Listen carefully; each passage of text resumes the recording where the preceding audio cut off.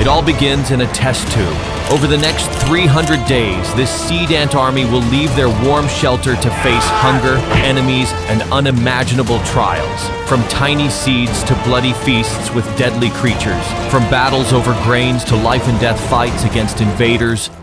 Welcome back to Anttrek. Fascinating video. A seed-eating ant colony across 300 days of battles and moments of life and death. Beginning with a queen in a test tube and her tiny offspring set to build an empire. Day 1. In the early days, our ant colony is being carefully nurtured in a test tube. They're a seed-eating species. Structure measure 3 to 9 millimeters, live 1 to 3 years, and specialize in collecting, transporting, and grinding seeds, with the larger workers having exceptionally strong mandibles. But they also have a sweet tooth. You think it's this? I'm not sure either. I'll try giving them candy in the next episode, so make sure to stay tuned. Over the next few days, it became clear that they had outgrown the small test tube. They even started trying to break their way out, so I decided it was the perfect time to give them a bigger home. I started connecting the tube to another tank with a larger area. One ant came out first and gradually other ants followed. Of course, the queen had to be moved as well. With a little encouragement from the worker ants, she quickly followed along. The colony's house move seems to be going smoothly. The queen follows the pheromone trail left by her workers ahead of her. Eventually, the whole colony moved to the new home, and they began exploring. I let the queens get accustomed to their new place for a few days. Day 20. Although the ants are small in size, they work incredibly well together, strong and united. I'm going to place a worm inside to see if what I've said about them is true. The swallowtail caterpillar measures 3 centimeters and lives 2 to 6 months, common in forests and citrus orchards. It voraciously eats young leaves to grow fast. Females lay hundreds of eggs. The young camouflage well and release a pungent defensive secretion. As soon as the ants spot the fresh prey, they immediately switch to defense mode with the worker, and surrounding it, one of them uses its mandibles to bite through the outer shell of the worm. The bravest ants burst out from every corner of the nest, a small but united army charging into battle. They bite, grip, and pull with relentless force. The worm tenses up, writhing in pain, twisting and turning in a desperate attempt to escape. Then suddenly, the queen appears. A rare sight among seed-harvesting ants. The battle grows even more intense. A true test of survival where instinct, discipline, and leadership merge as one, while the worm slowly succumbs to the overwhelming power of the colony. With a thick layer of ants covering the worm, it has no chance of fighting back. The poor worm had to say goodbye and will now serve as food for the colony in the coming days. Day 30. The ant colony is focused on protecting the larvae and collecting food. This is a crucial stage for their population growth. The queen ant has made significant progress so that she's sitting on a layer of larvae, a clear sign of the colony's development. The structure queen has a lifespan of 10 to 15 years. She is typically found in steppe and semi-desert regions. The queen can lay hundreds to over 1,000 eggs per year, maintaining a population of several thousand individuals. The queen measures about 10 to 12 millimeters in length, with a strong, muscular, and sturdy body. Their diet mainly consists of various seeds and small insects. Alongside the queen, some worker ants are caring for the larvae, one that's ready to become either a worker ant or something else. Oh, besides seeing a tiny ant preparing to mature, I also witnessed the sad sight of a worker ant that had passed away. I carefully picked it up and examined it, but I couldn't determine the cause of death. It was truly unfortunate. So I placed it back in its original spot soon after other ants arrived and carried it away to its burial site. It's remarkable how the colony takes care of its own, even in death. With the increasing number, the space has gradually become cramped, so we wanted to move them to another place. We took the test tube and carefully moved them to a larger...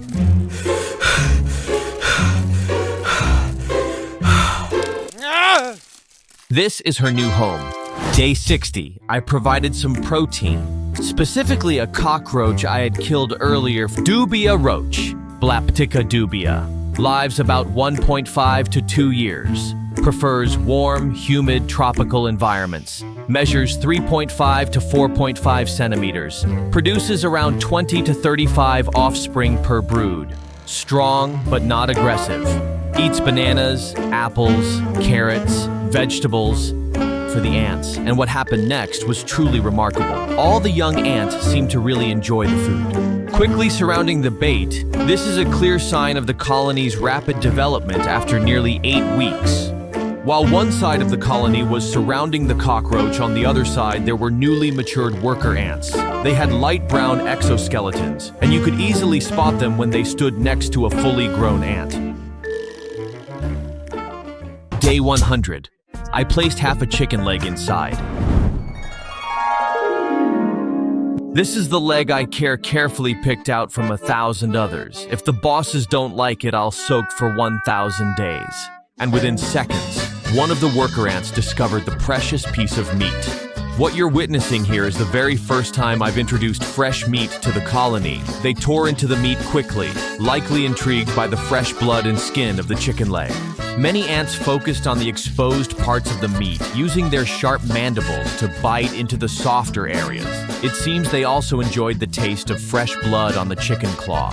Since day 60, I've only been providing seeds, water, and sweet nectar, so I think adding the protein from the chicken leg will be beneficial for taking care of the boss ants in no time. They had gathered in full force. They started at the open joints of the chicken leg, biting into those spots. I think these exposed areas will help the boss ants relieve some of the strain on their mandibles. Watching the boss ants enjoy such a perfect meal truly makes me happy. It's beyond anything I could have imagined about the colony's growth, with worker ants appearing everywhere and the larvae growing bigger each day. It's incredible to witness the strength and development of the colony. Day 120. I wanted my boss ANS to have a more colorful experience, so I created a box with 3 compartments. I started working on the second level first. I applied a layer of white glue over the surface of the box, continuing until it was fully covered.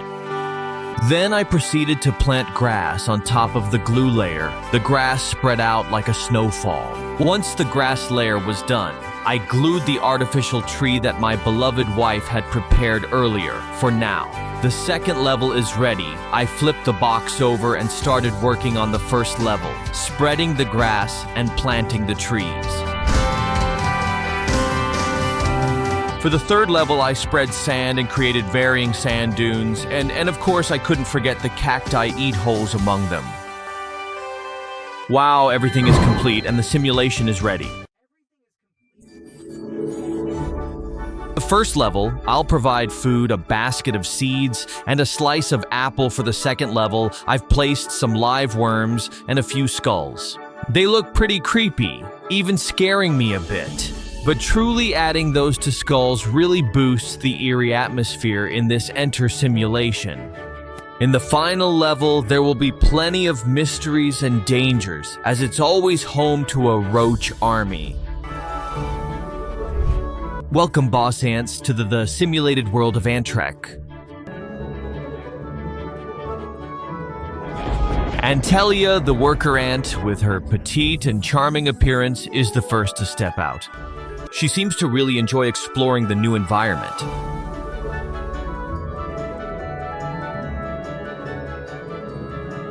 Wow! This place is like paradise! The little does she know what awaits her below.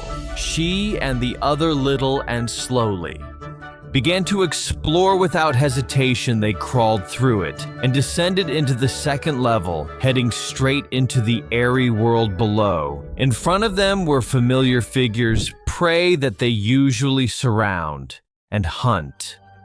But now those creatures seemed smaller than ever. It stood in a tough spot, facing the challenge of taking on 5 WMS.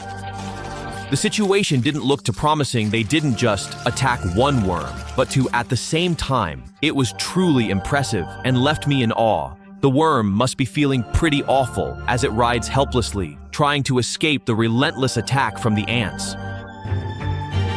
It's quite a chaotic scene. The ants are in full action working together to tackle the worms. The worm must be feeling pretty awful as it rides helplessly trying to escape the relentless attack from the ants.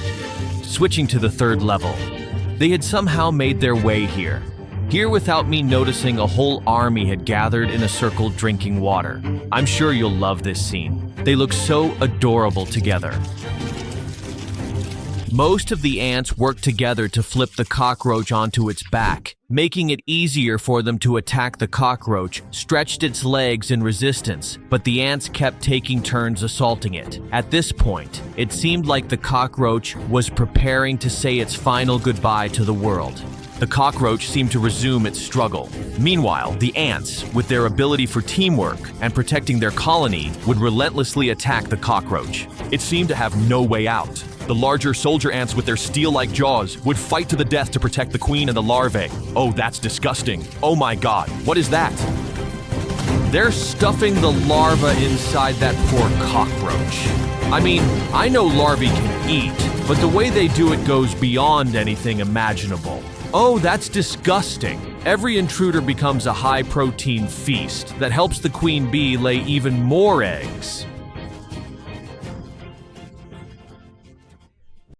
In levels 2 and 3, everything now belongs to the ants. They attacked and emerged to victorious. Now let me take you to the first level, known as the Paradise of the Ants. Let's see what they've been up to there.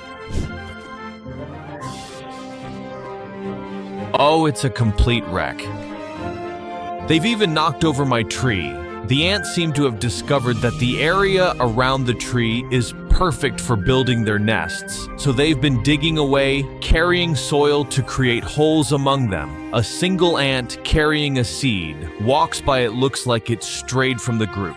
Its way of working is so endearing. Perhaps this is the successful and following its own path. What's going on? Aren't you digging with us? A group of ants, having worked hard, recharged by munching on the apple I had placed earlier. Everything seemed peaceful, but it wasn't. A creature with sharp claws and razor-like jaws was lurking nearby. It is the camel spider, Solifugae, an arachnid species that lives 1 to 2 years in dry or desert environments. Their bodies measure about 2 to 7 centimeters long, with a leg span of 5 to 12 centimeters.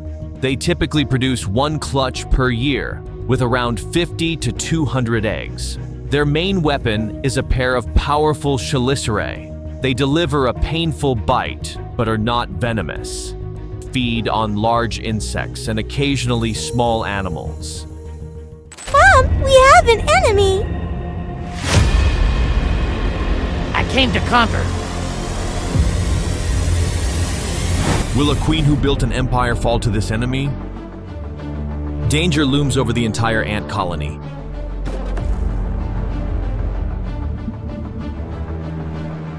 The brave soldier ants started showing their territorial fighting instincts.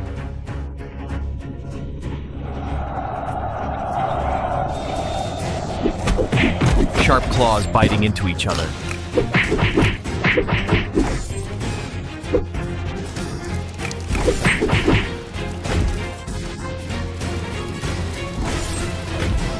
Seeing that, the enemy seemed scared and ran off from the ants' territory. That patch of ground still carries the scent of battle, but the ants' indomitable spirit will live on forever. Beneath the seed vault, a lone soldier returns. Its jaw snapped in half from battle, but does it stop? Nope. It just keeps grinding seeds like nothing ever happened. Respect. Absolute tiny legend. It's come to the moment where I'm considering moving my ant colony to a new environment, one that truly simulates the wild, just like how we often see real colonies in nature. First things first, we need a solid foundation. To keep the environment stable, we'll be using 3 main materials. Coconut fiber. This stuff is like a cozy blanket for our ants. It holds moisture super well and stays nice and soft, making it easy for them to dig their tunnels. Honestly, they can't live without it. Sand, the MVP of our setup. Rocks, because a real desert isn't just endless sand. We need some rugged terrain. A few rocks here and there to create mini canyons and perfect little hideouts for our tiny adventurers. Hey guys, check this out. What a perfect scene. If I were an ant, I'd be sprinting across this sandy paradise right this second. I keep wondering if my Mesoruptor colony likes it here. I feel like something's missing. Drop me a comment if you see anything. Introducing the legendary tunnel, a path of life and death where warrior ants will march forth from their humble abode to the scorching semi-desert front lines. Just kidding. This is just a regular O-pipe you could probably snag down at the hardware store without breaking a sweat. For our warrior ants to travel between their nest and the battlefield, we need a way to connect them. Introducing the legendary tunnel. This isn't just any plastic to bits the path of destiny. The lifeline where our brave ant soldiers will march from their homeland to the semi-desert front line. Enter our hero with radar-like antennae. This little guy will determine if this place is safe, but don't get too excited just yet. This forest isn't empty. In the distance, a new land begins to appear. But is it truly a paradise? Will this be the promised land or a path of no return? Stay tuned because this story is only just beginning. A sign of a perfect land, the measure structure ants seem absolutely thrilled to explore their new territory.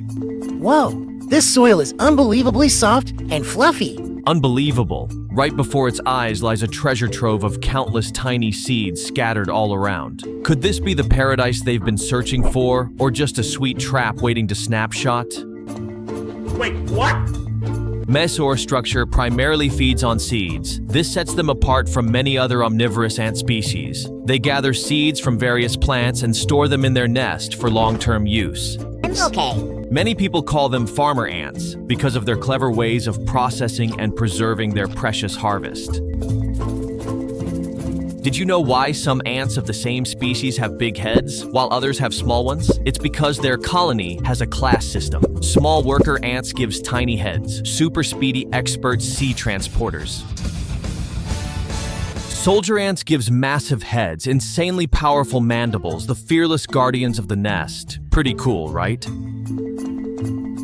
These seeds are nice and plump, solid little guys. Why are they just lying here? Did the wind blow them over? Who cares as long as there's food? Just grab it and take it back to the nest. Guys, hurry up! It's getting dark! So much work to do, and you're standing around gossiping. Look at this little guy struggling with that seed. He's got a long journey ahead. When it finally makes it back to the colony, the other ants quickly grab the grains, neatly organizing them into every little corner of the nest. Almost there! Can't stop! Do you admire the ants' hard work and utilis? I mean, they've got this non-stop, efficient, and totally coordinated system going on. It's like a tiny ant factory where nothing ever gets messy. Everything seems to be going just fine. Every little ant is working super hard to carve out their own slice of the good life. But in nature, it's a tough place to survive. Out of nowhere, they appear. The tiny measure stands frozen, eyes wide. Camponotus largiceps ants have a lifespan of 1 to 3 years. They usually live in warm, humid environments near forest edges and measure about 6 to 12 millimeters in length. They have a strong bite and primarily feed on sweet nectar, honeydew, and small insects. Whoa, these guys are huge. That head looks scary as heck. These giant aren't like any has faced before. But these aren't just peaceful farmers. These are real warriors. Meet Camponotus largers, also known as the carpenter ants. With jaws sharper than knives and immense strength, they don't just hunt, they wipe out entire colonies. But wait, who are these Camponotus largists? Stay tuned. I'll give you the lowdown on these behemoths in another episode. Trust me, they're fascinating. But for now, back to the battle. Yo, guys, get over here. These messer ants are trying to steal our loot. You guys are just the latecomers. Better scram. It doesn't matter who came first. What matters is whoever stronger gets the food. Oh, really? Let me teach you a lesson. One messer gets grabbed. Combo notice Jaws snapshot. Messer tries to retaliate. Quick, everyone, surround the biggest one. Let's take him down. Combo notice drags Messer across the ground, but still doesn't give up. One combo noticed wings 3 Messor ants aside. Weakling's trying to show off. The situation grows more and more hopeless. Messor ants are being overpowered. One by one, they're knocked off the battlefield. Without reinforcements, this battle is as good as lost. Victory belongs to Como. Notice? Or does it? Wait, what? From the shadows of the Messar colony, a surprising first appears. A group of over 10 Messor warrior ants, bigger, stronger, and meaner. They charge in with terrifying speed, bringing a pheromone storm that screams.